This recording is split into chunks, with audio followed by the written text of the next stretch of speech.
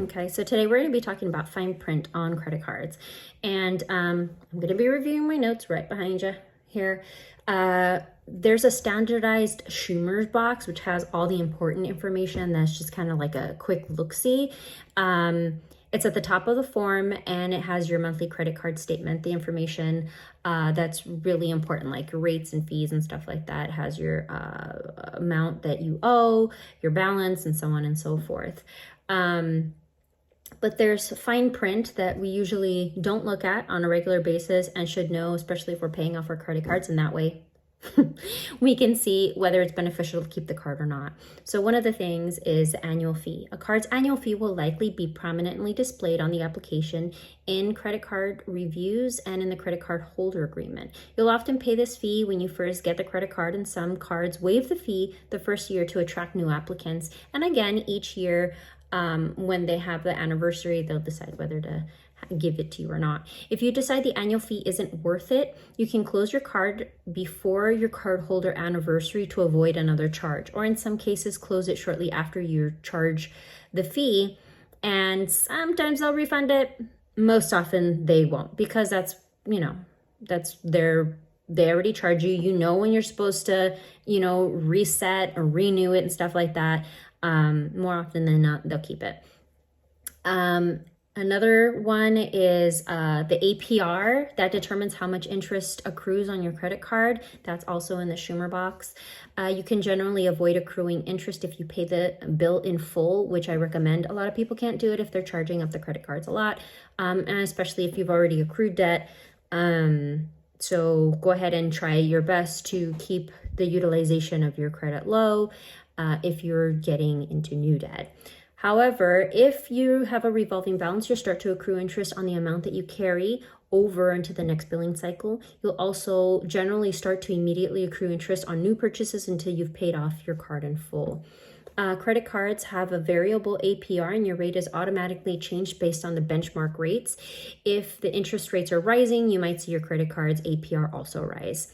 There's another thing called a penalty APR. It's a higher APR that may apply to your credit card if you miss a payment. Initially, the penalty APR might only apply to new transactions, but if you fall 60 days past due, the penalty APR can also apply to existing balances. So it's very important to pay attention to that. Cash advance APR and rules. Your credit card may charge a different interest rate if you use the card to get a cash advance. Please don't do that, guys.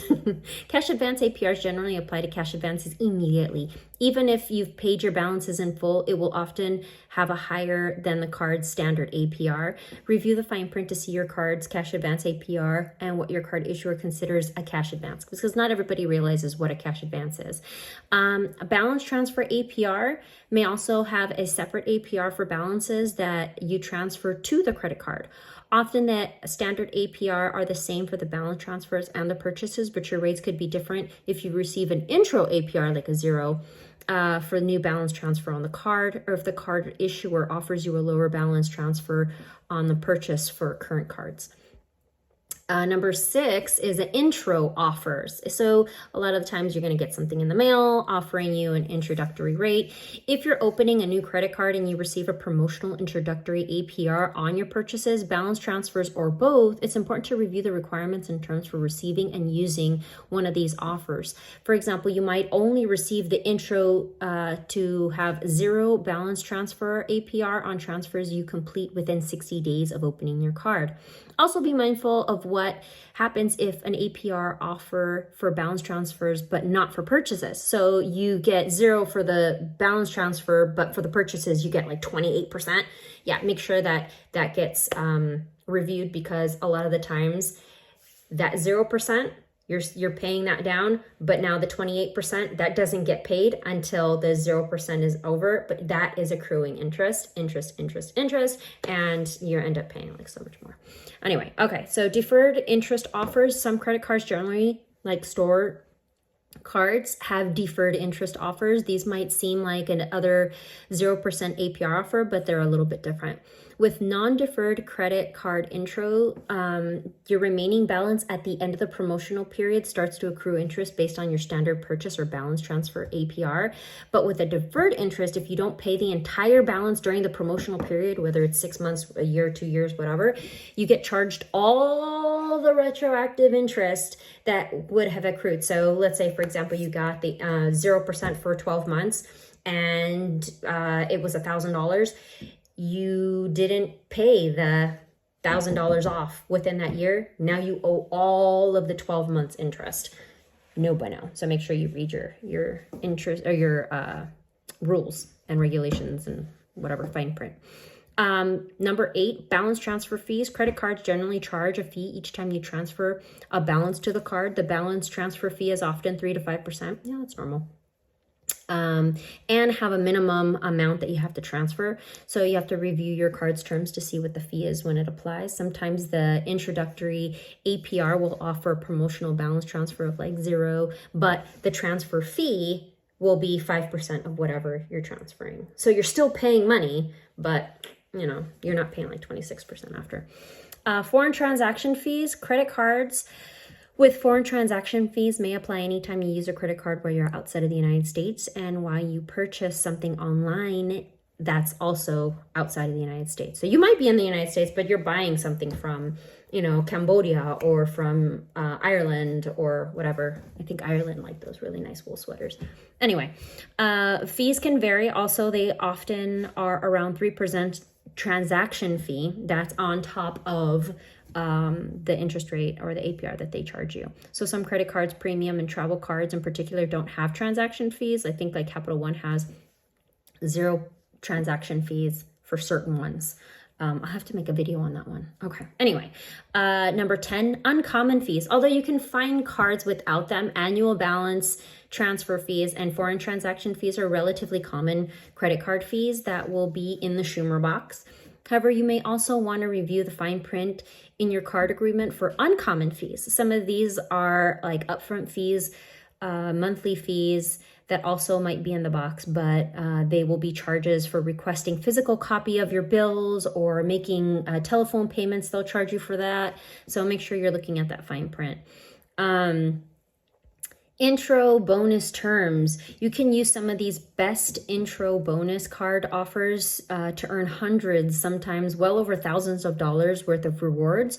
Although these welcome bonuses can be enticing, review the fine print to make sure that you qualify and meet the requirements. For example, you might not be eligible that you got a welcome offer for a similar card within the last few years. You might also earn and then lose the bonus if you close your card in return purchases and to meet the spending requirement and stuff like that. Number 12, reward program category rules.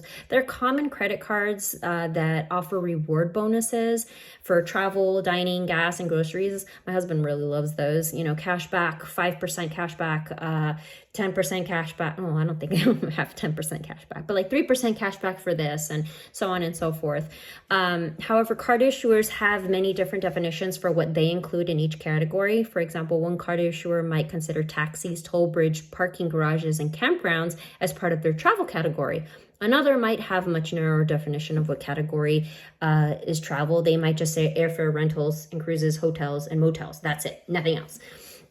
So sometimes there are exclusions, such as purchases at non-U.S. merchants within the category, or gasoline purchased from a warehouse or versus a supermarket gas station. They're not the same. So make sure that you're reading this so that way you are taking advantage if that's what you're doing, trying to do, optimize your points and cash back.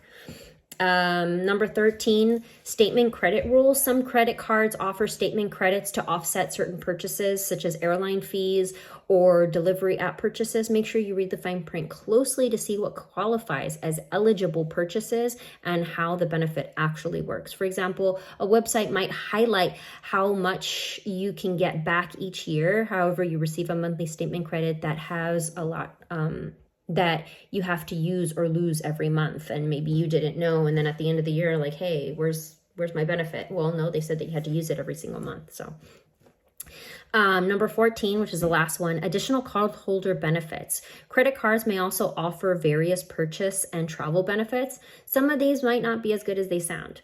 Make sure that you're understanding how these work so you don't wind up assuming that you have protection when you really don't. Rental car insurance, for instance, is often a secondary coverage that a credit card benefit gives you, but only covers the damage or theft of the rental. If you rent a car using your card and get into a wreck, you might have to file a claim with your auto insurance first.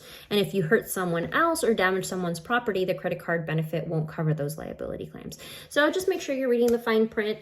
Hopefully that helps. That's just 14 of the things to pay attention to when you are considering credit cards. Make sure that when you are closing credit cards, 100%, please, please, please, please think of your credit utilization first.